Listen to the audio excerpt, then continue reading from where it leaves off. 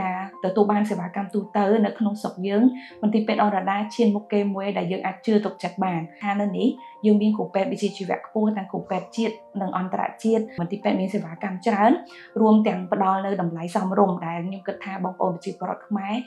ទូទៅនាពេលបច្ចុប្បន្ននេះលោកអាចទទួលនៅសេវាកម្មបានបើយើងប្រៀបធៀបទៅក្រៅប្រទេសក្នុងស្តង់ដារដូចគ្នាសង្ឃថាយើងនៅនេះរៀងល្អជាងកក់ក្ដៅជាងផងព្រោះយើងអត់ត្រូវតែថ្លៃចំណាយយន្តហោះឬក៏ទៅស្នាក់នៅក្រៅប្រទេសហើយពិបាកក្នុងការប្រស័យតាក់ទងទៅលើការប្រើប្រាស់ភាសាអីផ្សេងៗទៀត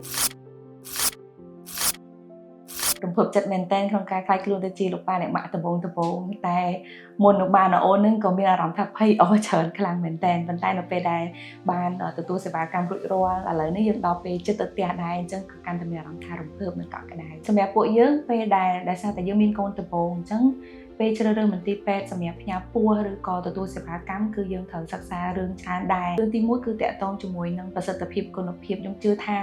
បងប្អូនទាំងអស់គ្នាអ្នកដែលគាត់នៅពេលដែលយើងឈឺគឺទទួលបានការព្យាបាលប្រកបដោយវិជ្ជាជីវៈអញ្ចឹងសម្រាប់ខ្ញុំដូចគ្នាដែរខ្ញុំសម្លឹងទៅលើគុណភាពសេវាកម្មក៏ដូចជាវិជ្ជាជីវៈរបស់គ្រូពេទ្យនៅពេលដែលខ្ញុំមកពីនិព្វទេពោះគឺខ្ញុំមិនមែនជួបពេទ្យតែម្នាក់ឯងហើយគ្រូពេទ្យទាំងអស់សុទ្ធតែមានវិជ្ជាជីវៈនិងឯកទេសរៀងៗខ្លួន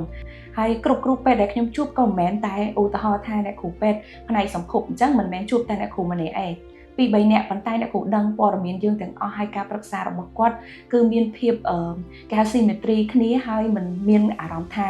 បន្លាចឬក៏ធ្វើឲ្យយើងមានអារម្មណ៍ភ័យខ្លាចនៅក្នុងដំណាក់កាលណាមួយអញ្ចឹងណាអញ្ចឹងលោកគ្រូអ្នកគ្រូតែងតែប្រឹក្សាយើងទៅលើដំណាក់កាលនៃការអភិវឌ្ឍរបស់កូនតាំងពីអូននៅត្រីមាសទី1រហូតដល់អូនត្រីមាសទី3ហើយនឹងត្រៀមសម្រាលដែរអញ្ចឹងសម្រាប់ខ្ញុំ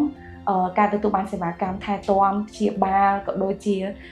ជោគជ័យនៅក្នុងការសម្រាលនៅក្នុងមន្ទីរពេទ្យអរដាជាមោទនភាពមួយក្នុងនាមខ្ញុំជាពុកម្ដាយថ្មីថ្មោងផងហើយកូនខ្ញុំកើតមកមានសុខភាពល្អលោកគ្រូអ្នកគ្រូថែទាំដិតដល់ខ្លាំងមែនតើរយៈពេលគេនៅនេះ4ថ្ងៃតែមានអារម្មណ៍ថាដូចនៅក្នុងផ្ទះខ្លួនឯងអញ្ចឹងណាហើយបើបុគ្គលិកនៅហ្នឹងតាំងពី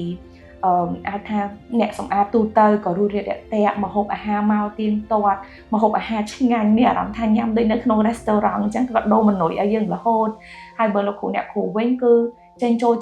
គាត់មកលក្ខណៈគាត់ដឹងពីស្ថានភាពហើយសួរនាំសួរសុខទុក្ខដែលយើងមានអារម្មណ៍ថាដូចនៅក្នុងផ្ទះខ្លួនឯងដែលមានពេទ្យចេញចូលមកជួយថែទាំយើងអញ្ចឹងគឺតាក់ទងនឹងតម្លៃខ្ញុំជឿជាក់ថា